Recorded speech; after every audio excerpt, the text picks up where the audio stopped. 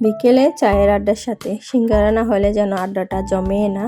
Hello everyone, আসসালামু আলাইকুম। Welcome Ahnaf Adil kitchen. আজকে আপনাদের সাথে একটা ভাজা পোড়া রেসিপি শেয়ার করব।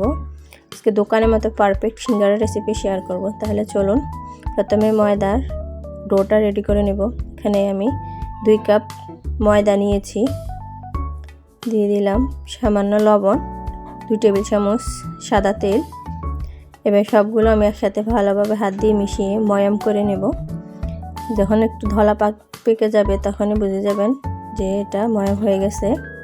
এবার আমি নর্মাল পানি দিয়ে একটা সফট ডো তৈরি করে নেব। বেশি নরমও হবে না, একটু শক্ত শক্ত হবে ডোটা। আমি ডোটা রেস্টে রেখে দিয়ে এবার আলুর পুরটা রেডি করে নেব। একটা প্যানে দিয়ে দিলাম সাদা তেল, 2টা পেঁয়াজ কুচিটাকে ভালোভাবে নেড়ে ছেড়ে একটু ব্রাউন কালার পর্যন্ত ভেজে নেব। দিয়ে দিব আদা রসুন বাটা। এটাকে পেঁয়াজের সাথে একটু ভালোভাবে নেড়ে ছেড়ে ভেজে নেব। এবার দিয়ে দিব সামান্য পানি, যাতে পেঁয়াজ আর আদাটা না পুড়ে যায়। এবার মশলাগুলো দিয়ে দিলাম 1 চামচ হলদের গুঁড়ো, 1 চা চামচ লাল মরিচের গুঁড়ো, 1 চা চামচ ভাজা জিরার গুঁড়ো, 1 চা চামচ লবণ দিয়ে ভালোভাবে আমি মিশিয়ে নেব। নেড়ে চেড়ে মিশিয়ে কিছুক্ষণ কষিয়ে নিলাম। এবার দিয়ে দিলাম ছোট ছোট ফালি করে একটা টমেটো কুচি, দিয়ে ভালোভাবে নেড়ে চেড়ে মিশিয়ে 1 থেকে 2 মিনিট রান্না করে নিলাম। এবার দিয়ে দিলাম ছোট ছোট করে ফালি করা আলু, দিয়ে ভালোভাবে আমি নেড়ে চেড়ে মিশিয়ে নিলাম। এবার আমি ঢাকনা দিয়ে কিছুক্ষণ রান্না করে নেব। ঢাকনাটা তুলে আবারও নেড়ে চেড়ে মিশিয়ে নিলাম। এবার আমি 1.5 কাপ পানি দিয়ে আলুটাকে ভালোভাবে সিদ্ধ করে নেব। নেড়ে চেড়ে আবারও মিশিয়ে নিলাম। এবার আমি ঢাকনা দিয়ে ঢেকে নিলাম। ঢাকনাটা তুলে দেখুন পানিটা পুরোপুরি শুকিয়ে গেছে। এবার আমি একটা ম্যাজিক মশলার কিছুটা দিয়ে দিলাম টেস্টের জন্য। ভালোভাবে নেড়ে চেড়ে নিলাম। দেখুন আলুটা আমার কেন আঠালো আঠালো হয়ে গেছে। পুরটা রেডি হয়ে গেছে। এবার আমি আর ময়দার ডোটা নিয়ে নিলাম। ভালো করে একটু মথে নিয়ে এভাবে লম্বা করে একটা নাইফের সাহায্যে ছোট ছোট করে কেটে নেব। দেখুন এখানে প্রায় 12টা সিঙ্গারা তৈরি করে নেব, কম বেশি হতে পারে। ময়দার দলা নিয়ে নিলাম, নিয়ে লম্বা করে বেলে নেব। দোকানের মতো একদম পারফেক্ট হবে। এভাবে আপনারা যদি তৈরি করেন। এবার আমি নাইফের সাহায্যে মাঝখান দিয়ে কেটে নেব। আমি সবগুলো আগে এভাবে বেলে মাঝখান দিয়ে কেটে নেব।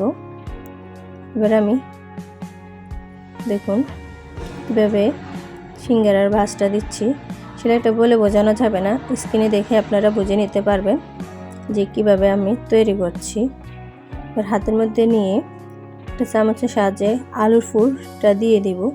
বেশি দেওয়া যাবে না কিংবা কমও দেওয়া যাবে না, তাহলে কম দিলে ফুলবে না, বেশি দিলে ঠাসা ঠাসা হয়ে যাবে, সিঙ্গারা ভাঁজটা ভালো হবে না। আমি এভাবে হালকা একটু চারিদিকে পানি লাগিয়ে এভাবে হাত দিয়ে চেপে চেপে 2টা মুখ আমি একসাথে লাগিয়ে নিলাম। দেখুন খুব সুন্দর একটা পারফেক্ট সিঙ্গারা তৈরি করে নিলাম। আমি আরেকটা সিঙ্গারা তৈরি করে দেখাচ্ছি সেম ভাবে। দেখুন আসলে কোনো কাজই কঠিন না, যদি আপনি একটু চেষ্টা করে দেখেন তাহলে সবই তৈরি করতে পারবেন। আলুর পুরটা দিয়ে দিলাম। এবার চারিদিকে একটু পানি লাগিয়ে আমি মুখটা বন্ধ করে দেব। যদি আমার ভিডিওটা ভালো লেগে থাকে তাহলে অবশ্যই লাইক কমেন্ট শেয়ার করবেন। আর হ্যাঁ, আমার চ্যানেলটিকে অবশ্যই সাবস্ক্রাইব করে পাশে থাকবেন।